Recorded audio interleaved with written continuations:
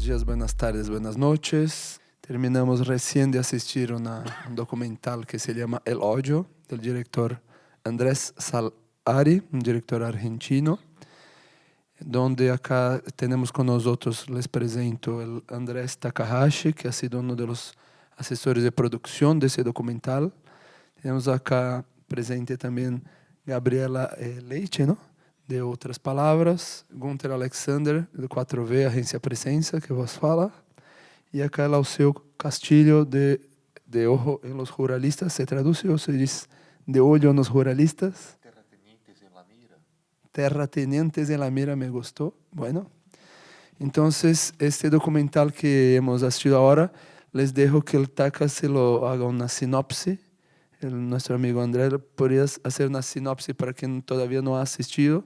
Yo sé que acá hay algunas personas que sí han asistido, pero con la gente que nos va a acompañar por el vídeo. Bueno, el documental, que creo que Gunther va a poner el link, ¿no?, en la descripción de ese vídeo, el link para quien quiera asistir al documental completo. Habla respecto del golpe parlamentario mediático jurídico que hubo en Brasil en 2016 y después de la elección del candidato protofascista Jair Bolsonaro, que emergió en el escenario político de nuestro país después de la destrucción de todo el sistema partidista existente por la operación Lava Jato, que es una operación jurídica contra corrupción, en principal en la estatal de petróleo Petrobras. Y el documental tiene imágenes de calle, de manifestaciones de izquierda y de derecha, entrevistas con expertos y, en fin, una narrativa que va mostrando cómo el odio, que es el título del filme, fue una herramienta de movilización y para efectivación del golpe, y ahora, ¿no?, que creo que vamos a hablar un poco aquí en conversatorio, una herramienta de gestión de la cosa pública también, ¿no? Después de la elección de Bolsonaro, vemos a cada semana, a cada día, manifestaciones de odio y de aprobación de leyes, todo baseado en eso. Entonces es más o menos ese lo resumo de la película en 140 caracteres. Muy bien. Bueno, antes que abramos para preguntas de aquellos que quieran hacer preguntas, vamos a preguntar acá a la Gabriela y a Lauseu, ¿qué es que le pareció la película ahora que lo asistieron? A ver, ¿qué te pareció, Gabriela? Como estava dizendo aqui, é bem terrível assistir ao filme, ao documentário, porque reviver tudo isso que a gente viveu nos últimos anos é pesado. Mas eu achei interessante, assim, acho que é muito importante mostrar para as pessoas de outros países, para a Argentina, né, que foi feito o documentário, mas para outros países da América Latina, o que aconteceu no Brasil, porque até quando a gente reassiste, a gente não acredita direito que isso tudo aconteceu, é surreal. E pode acontecer com muitos outros países, né? Conversando aqui com o pessoal do Chile, tem um candidato aqui que é parecido com o Bolsonaro, né? Bem parecido, na verdade, mas, ao mesmo tempo, ainda está distante essa percepção deles de que esse candidato pode ganhar, e talvez seja mesmo.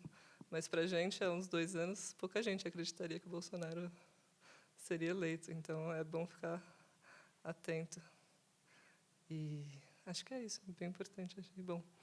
Achei irônico também, e é legal também, porque mostra as manifestações e as análises. Achei bem interessante.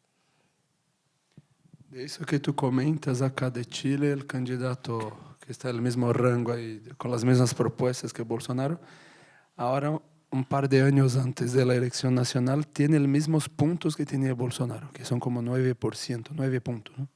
É curioso que hasta nisso se repita. Pero bueno, ao seu, o que te pareceu?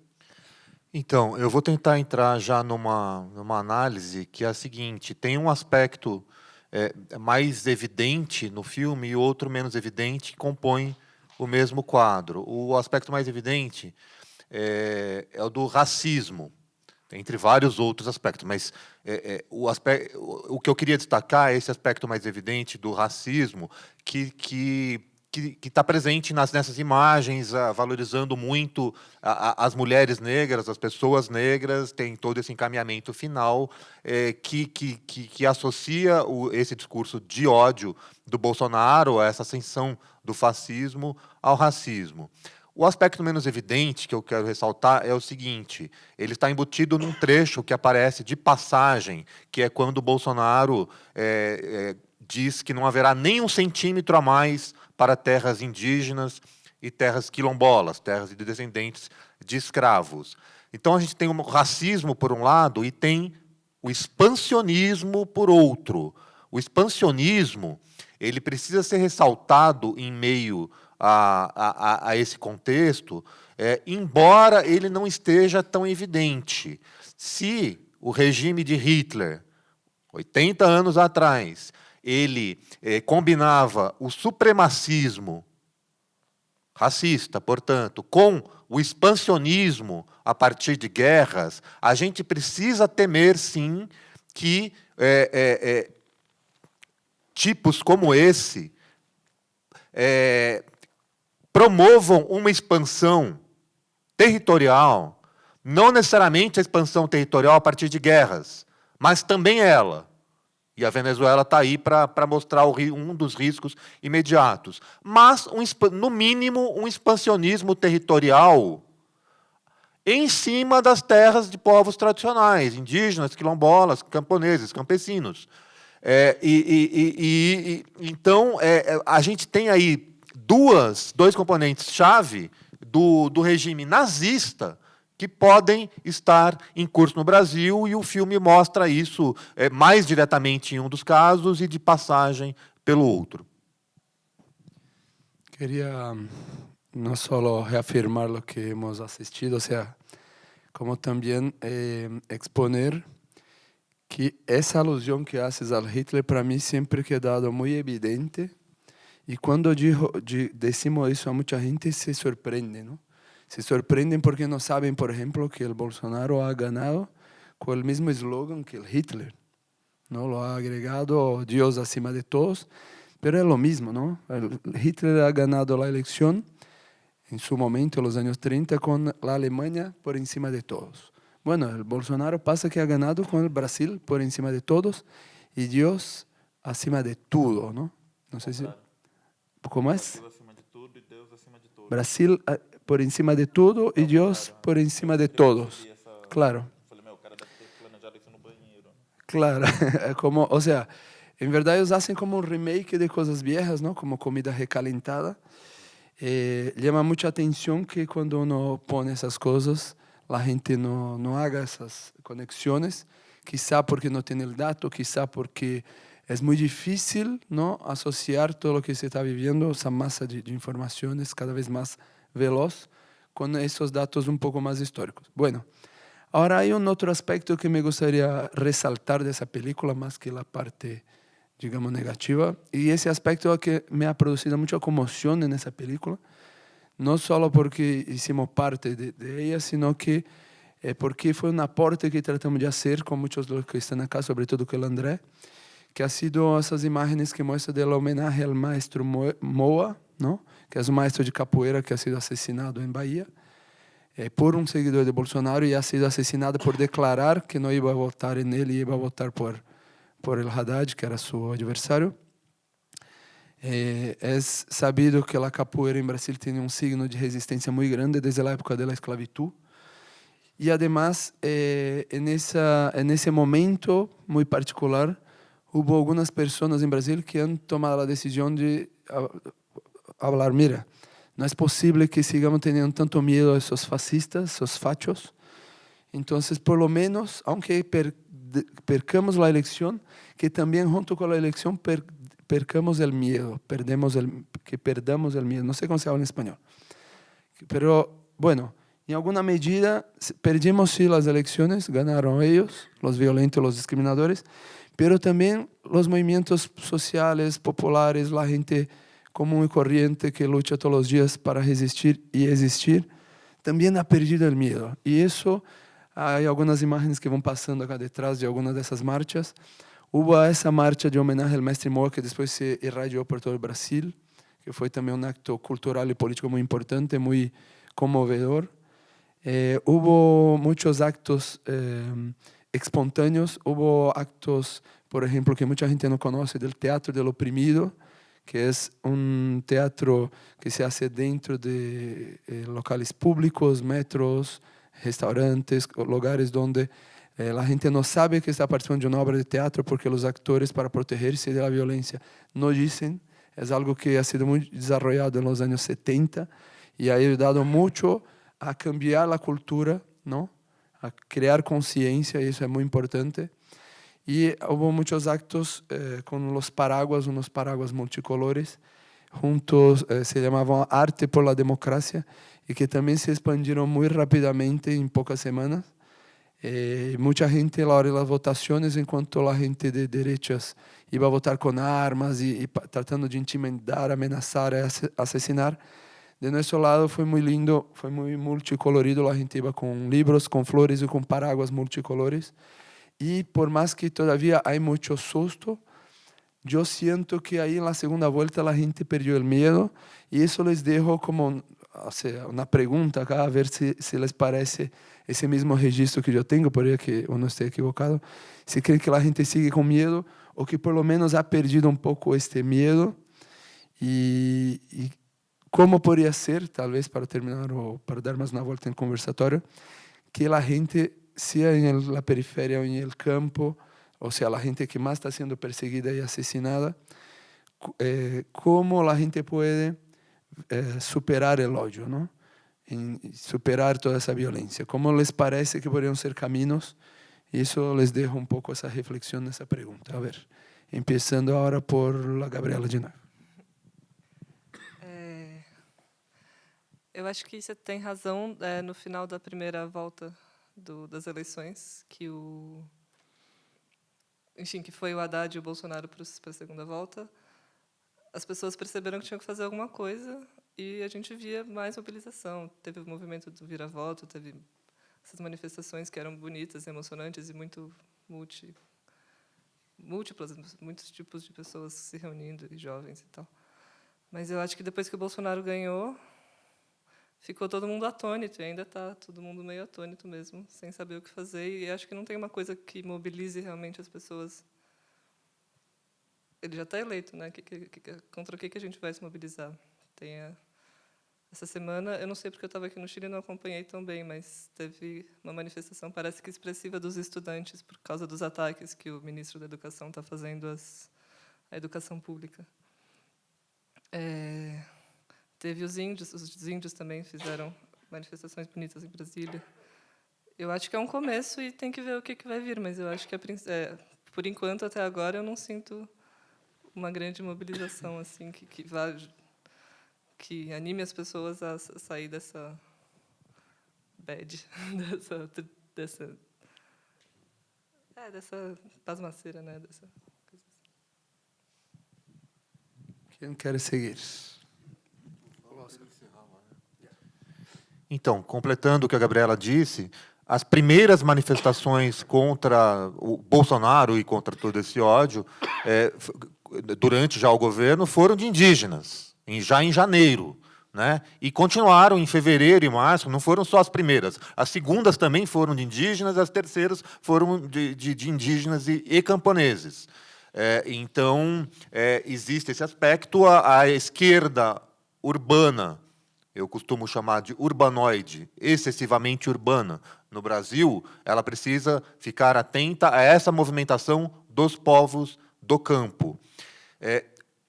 Nesta semana, na qual o governo Bolsonaro liberou armas para faixas inteiras da população, até para jornalistas, enfim, para muita gente, ele liberou também para residentes na área rural. Ora, residentes na área rural significa 16% da população brasileira. É claro que eles vão querer dar um jeito de fazer tudo isso migrar para os grandes proprietários. Mas o que está no decreto é residente em área rural. 16% da população brasileira, na menor das hipóteses, 30 milhões de pessoas. 30 milhões de pessoas. Bom, qual foi a reação do MST, Movimento dos Trabalhadores Rurais Sem Terra?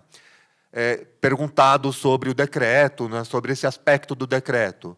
Nós não queremos lutar com armas, a gente quer produzir alimentos.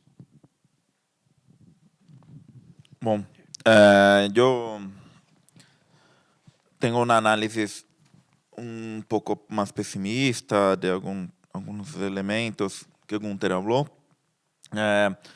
Para contextualizar, un poco antes de las elecciones hubo muchos factos relevantes que merecen más estudio, pero voy a destacar algunos. Uno, hubo un hackeo de Facebook, principal de cuentas brasileñas, en la víspera de la primera vuelta. Y el sospecho número uno es Bolsonaro para obtener datos electorales, ¿no? Para hacer el direccionamiento de sus mensajes. Y eso fue increíble, ¿no? Porque después del hackeo de Facebook, su gráfico, ¿no?, de intención de voto hizo un disparo para arriba, así, que fue increíble.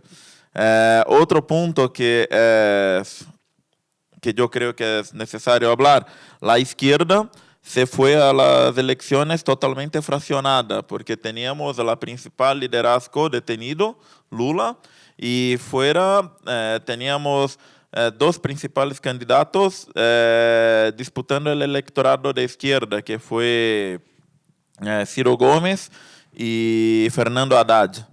Y eso demuestra una falencia de proyecto. No tenemos proyecto para hacer frente al fascismo, que estaba evidente que iba a por lo menos ser una fuerza muy poderosa en las elecciones, y logró ganar. Y otro punto que es interesante, que yo creo que es interesante, hubo una huelga de camioneros. ¿Entiende, camioneros? Hubo una huelga de camioneros muy similar a la huelga que hubo acá en Chile previo del golpe de Estado, ¿no? Y esa huelga creó, vamos a decir, una infraestructura de grupos de WhatsApp para la movilización de los camioneros, que después fue utilizada para promoción de Jair Bolsonaro en las elecciones. Y los camioneros estaban trabando las rutas, clamando por golpe militar, así, con afiches, con banderas, hablando ejército no salve del comunismo y todo más. Y cuando las fuerzas de seguridad, incluso el ejército, llegaba para contener las movilizaciones de camioneros, los camioneros hacían fiesta y hablaban, nuestros héroes, etc. Entonces eso fue muy marcante, porque fue en la víspera de las elecciones esa movilización. Yo veo que la izquierda, además de su fragmentación, también está perdida en las tácticas de calle, porque la población, de un modo general, estaba muy antisistémica, no solo de odio, ¿no?, pero tenía un sentimiento antisistema, hay que cambiar todo, tem que sacar todos, etc. Pero quien canalizó ese antisistema fue Bolsonaro, porque la izquierda estaba por otro lado, las diversas fracciones de izquierda, haciendo una defensa de la república, una república que no tiene más ninguna credibilidad en la población. Entonces la población, esos corruptos están a defender esta república que está podrida. El cambio es Bolsonaro, que quiere matar todos, ¿no? Y entonces hubo una cosa loca, porque la izquierda empezó a ser la defensora de la orden y Bolsonaro empezó a ser el precursor del cambio. Entonces, y creo que eso se manifestó incluso en las tácticas de calle, ¿no? Actualmente yo no veo con mucha simpatía las manifestaciones coloridas musicales y con todos alegres, como si estuviésemos en un carnaval. Sí, porque si mira la película, todo es cultural, es carnaval, no sé qué, etc. Y no hace incómodo a la producción, no hace incómodo a las élites, ¿no? Y por otro lado, Bolsonaro y su base estaban trabando el país, cortando rutas y poniendo presión, ¿no? Entonces, no hicimos demostraciones de fuerza concreta, de fuerza efectiva para cambiar la situación, no hicimos nada, hicimos carnavales masivos, con mucha alegría, con mucho eso, con mucho aquello, pero no hicimos nada. No estoy hablando de sacar armas y todo, pero tenemos que demostrar fuerza. Y me preocupa mucho que hasta ahora, con excepción de los indígenas que tiene que lidar con una situación de vida o muerte, porque son acciones de autodefensa quase, no son manifestaciones combinadas con una fecha, tal, porque los latifundistas están a invadir sus tierras con armas de fuego, a disparar en sus cuerpos, y ellos tienen que se autodefender. Entonces, con excepción de los indígenas, las movilizaciones de izquierda, en mi opinión, están muy equivocadas. No están haciendo trabajo concreto de base, son quase que flash mobs de Facebook, de WhatsApp, y cuando se juntan las personas es para hacer un carnaval. Y la situación no es de carnaval, no es de fiesta, porque el país está siendo destruido, están entregando todas nuestras riquezas, nuestras principales empresas estratégicas para los gringos o para estatales europeas o incluso chinas, ¿no? Y nosotros no estamos haciendo huelgas, no estamos haciendo corte de rutas, corte de calles, ocupación de edificios, no estamos haciendo nada de contundente, estamos haciendo carnavales, desfiles, paseatas, ¿no? Y no es así que va a cambiar la situación. Si nuestros movimientos continuaren con ese tipo de táctica de calle, vamos a caminar todos felices con mucha música hasta el abismo, porque el fascismo va a nos pegar sin ninguna resistencia, que es lo que está pasando, es lo que yo veo. Esa semana hubo el decreto de porte de arma que Bolsonaro asignó, un decreto inconstitucional, criminal, donde es prácticamente autorizado a organizar su milicia paramilitar de extrema derecha. Y vamos a ver el resultado de eso en pocos meses. Yo vi que el Congreso, incluso la centro-derecha, quieren vetar este decreto. Parece que en STF también hay una movilización para vetar ese decreto, pero no sé si van a lograr, porque todo que se pasa en el país desde 2014 inconstitucional, no está en las leyes y se pasa, como la película mostró, como el documental mostró. Entonces, vamos a tener tiempos muy pesados por la frente, ¿no? Y me asusta que incluso en un escenario de total terror y cerco, la izquierda continúe con una táctica que no demuestra fuerza, que no demuestra que tiene capacidad de parar el país, ¿no? Y para mí, que tú preguntaste, ¿qué hacer? Para mí lo que hacer es una campaña fuerte, fuera Bolsonaro, derrubar este gobierno lo más rápido posible, porque es una necesidad de salvación nacional, de liberación nacional por nuestra sobrevivencia también, derrubar este gobierno, porque son tantas cosas que no hay como enumerar todo, pero se cortó 30% del presupuesto de la educación superior, se cortó el presupuesto de la educación básica, está se aprobando agrotóxicos, ¿entiende? Agrotóxicos, está se aprobando nuevos tipos de agrotóxicos todo mes, ya fueron quase 150 agrotóxicos aprobados en 5 meses, y agrotóxicos que no son permitidos en ninguna parte del mundo. Decenas de territorios indígenas ya fueron invadidos por terratenientes armados gritando "Viva Bolsonaro". El colapso de la seguridad pública en los grandes centros urbanos está teniendo como respuesta del gobierno, incluso de gobiernos locales que son pro-Bolsonaro, que también fueron electos, no fue solo Bolsonaro, fue electo la segunda mayor bancada del Congreso es de Bolsonaro. Los gobernadores de los 2 principales estados son pro-Bolsonaro, que es São Paulo y Río. Incluso el gobernador de Río graba lives en Instagram en helicóptero con francotiradores disparando balazos en los barrios pobres y acertando iglesias, acertando una cosa, parece un filme de Kubrick, una cosa pós-apocalíptica. Y entonces tenemos que cerrar este gobierno lo más temprano posible, porque si nosotros no hicimos eso, el ejército va a hacer, porque ellos están en pelea interna. El bloque golpista está en una pelea interna muy grande ahora, que es la pelea entre el bloque ideológico de bolsonarismo con el bloque militar. No estão se entendendo, estão peleando. O vice-presidente de Jair Bolsonaro é um general que é representante explícito do exército, foi o ex-presidente do clube militar e há 2 anos hizo um chamado ao golpe de Estado dentro de uma loja amazônica transmitido via internet. Agora estamos vendo isso, né? Uma disputa entre Bolsonaro e os militares, e é muito provável, alguns analistas falam que Bolsonaro aprovou a medida de porte de armas esta semana para começar a criar suas milícias civis paramilitares, baseadas em clubes de tiro e times de airsoft e policiais de baixa patente e oficiais de baixa patente. ¿Por qué quiere crear las milicias lo más temprano posible? Porque quiere hacer frente al ejército.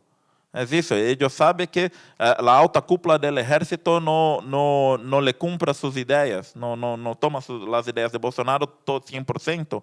Entonces, quiere dejar listo su brazo armado civil y de bajas patentes. Entonces, mi percepción es que caminamos a pasos largos a un conflicto armado de baja intensidad, y Bolsonaro es un tipo completamente loco, como ustedes vieron en la película. No tiene ningún filtro social, es totalmente psicópata. No es ni una sorpresa que ellos intenten hacer una guerra contra Venezuela o que intenten hacer un autogolpe, más o menos como Alberto Fujimori hizo, pero con apoyo de milicias civiles. Y cuando yo hablo de montar milicias civiles, en verdad es expandir las milicias ya existentes, porque Bolsonaro es un candidato muy involucrado con paramilitares que son cercanos a la policía, etc. Entonces, las milicias, los paramilitares ya existen en Brasil, y ese decreto apenas legaliza y los expande, ¿no? Entonces, no solo la izquierda, pero los sectores lúcidos de la sociedad, que por lo menos llegaron al iluminismo, ¿no? Que no es el caso de ellos, o nosotros cambiamos nuestras tácticas y creamos alguna especie de coordinación unificada de resistencia, o vamos a ver la consolidación de un gobierno actualmente conservador liberal se convertir en un gobierno fascista declarado, o con milicias y con persecuciones como jamás hemos visto en Latinoamérica. Entonces, mi opinión es esa. Creo que la solución actualmente es el cambio de tácticas. Tenemos que estar listos incluso para autodefensa ahora, no para hacer, no estoy hablando de actos terroristas o guerrilla o algo así, pero para no morirmos en las manos de grupos paramilitares civiles que van a empezar a actuar más activamente en Brasil a partir de ahora. ¿No? O estamos listos para autodefensa, o cambiamos nuestras tácticas de calle para mostrar fuerza frente al gobierno y derrubar este gobierno y presionar el Congreso a llamar nuevas elecciones, o entonces vamos a ver la consolidación del fascismo. En Brasil, si el presidente cae antes de completar 2 años de mandato, el Congreso tiene que llamar nuevas elecciones. Entonces hay un camino, no estamos totalmente perdidos. El problema es que las personas están agotadas y no tienen más energía para salir a la calle. Desde 2014 estamos a salir a la calle para intentar impedir el golpe parlamentario después de la elección de Bolsonaro, y ahora las personas están en estado de shock y intentando entender lo que pasa, y eso, y Bolsonaro está a cada semana que pasa logrando hacer una gran parte de sus medidas. Wow. No, está bien. Eso fue un mixto de tácticas y un poco de desahogo que comparto plenamente. Creo que está muy lúcido la análisis, y solo quería poner énfasis también que como dice André, nosotros necesitamos también salir de la reacción y partir para una agenda más de avanzada, ¿no? Porque estamos muy como reaccionando, ¿no? Como si uno tuviera una mesa de esos de ping-pong, no sé cómo se llama en español, pero de raquetas, en donde vienen las pelotas y uno está como loco tratando de reaccionar. Ping-pong, bueno. Como que había que patear un poco esa mesa y poner otra mesa, ¿no? Que nos interese más, porque de esa mesa, si nosotros seguimos solo poniendo el énfasis en lo que hacen ellos y no en lo que hacemos nosotros, ¿no? Poniendo más color, más energía en lo que hacen ellos, como que también va perdiendo sentido la movilización, incluso para la gente que se moviliza. Entonces, claro, por supuesto, hay muchos errores, hay miles de cosas que hay que hacer, pero me parece que lo primero sería como salir de la reacción y empezar con una agenda más proactiva. Lo segundo sería también como mejorar un poco la disparidad de armas comunicacionales, porque mal o bien, ahora sí empiezan, ¿no?, a hacer sus milicias locales, territoriales. Está la gente evangélica que los apoya en Brasil y que también tiene un trabajo de base, digamos, localizado. Pero hace muy poco tiempo eran media docena de fanáticos, violentistas, discriminadores, que con una maquinaria de comunicación lograron persuadir mucha gente que está confusa. Entonces nos parece que nosotros también podríamos hacer algo por ahí, ¿no? Aportar un poco por ahí. Por supuesto hay mucho, creo que florezcan mil flores, como dijo la Gabriela, y creo que la segunda vuelta dio una muestra que cuando la gente se pone podría cambiar mucho. Estoy de acuerdo con el TAC que no puede ser una cosa solo festiva, hay que tener más solidez y más demostración de fuerza. Habría que meterse con temas más nevrálgicos, ¿no? De economía, o sea, habría que ponerse un poquito más firmes, más duros. ¿Quieres complementar algo? Sí, bueno, solo quería dejar disponible la película, está disponible para que ustedes la utilicen en actividades al respecto de Brasil, acá en Chile. Sí, está en YouTube, en el canal de Andrés Salari, ¿no? Se procura Andrés Salari, El Odio, y encuentra la película, 1h10. Ah, sí, voy a poner el link abajo de este vídeo. Y yo también, si quieren, después pueden pegar mi contacto y yo envío la película en alta calidad para otras exhibiciones, en filmes, etc. Y eso es muy importante, ¿ok? Yo quería dejar claro incluso que yo venía a Chile en medio de mis actividades, de mi trabajo, dejé de un montón de cosas en Brasil, de trabajo, de la resistencia y todo, porque muy estratégico que fuera de Brasil tenemos personas solidarias a nuestra resistencia y que empiecen a un movimiento de solidaridad de la resistencia brasileña, casi como tiene el movimiento internacional pro-Palestina. Hay que tener ahora un movimiento pro-antifascismo en Brasil, porque la situación está muy dura en Brasil. Boa parte de la población está involucrada en la máquina de fake news de Jair Bolsonaro. Entonces, no va a ser fácil. Y el frente internacional de la disputa de opinión, por enquanto tenemos una cierta ventaja y precisamos por lo mínimo mantener esta ventaja y ampliar nuestro alcance. Las personas necesitan saber lo que pasa en Brasil, porque si ustedes de Chile y del resto de Latinoamérica ignoraren lo que pasa en Brasil, pensar son cosas de los brasileños, esos locos, etc., en poco tiempo ustedes también van a tener un Jair Bolsonaro en su gobierno, porque ellos tienen incluso una organización internacional ultraconservadora llamada The Movement, que es articulada por Steve Bannon, el estratega de Trump. Y además de eso, Jair Bolsonaro es completamente loco y los militares que lo apoyan, por más que estén peleando, también son completamente locos. Y yo creo que esas personas están con ideas expansionistas, ideas muy peligrosas para la región.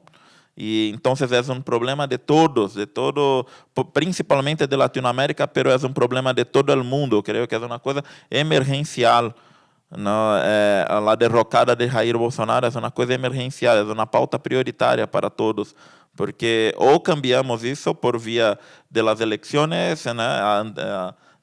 Hacemos nuestra campaña, derrocamos a Jair Bolsonaro, llamamos nuevas elecciones y la izquierda esté lista para ganar, o entonces toda Latinoamérica va a pagar por tener un loco con control de la mayor fuerza armada de ese continente. Es eso que está en juego, no es otra cosa. Es la posibilidad de una guerra regional fratricida que va a involucrar a todos nosotros. Bueno, vamos terminando acá nuestro panel. Quería resaltar con eso que dije el Taka, que uno de los objetivos del foro es armar esa red de protección a los activistas, periodistas, maestros, ¿no? Que están sufriendo persecución, no solo en Brasil, uno ve esos mismos síntomas en muchos otros países de nuestra región. E incluso esos días estamos articulando eso con muchos movimientos que están participando del foro, ¿no? Y también una red no solo de protección, ¿no? Sino que también de comunicación para combatir un poco todas esas falsedades que ya han sido comunicadas acá. Bueno, les agradezco. Si quieren dar algún saludo final, el Alceu y la Gabriela que hablar un poquito más, ¿no? ¿Está bien? Obrigada pelo convite, achei legal.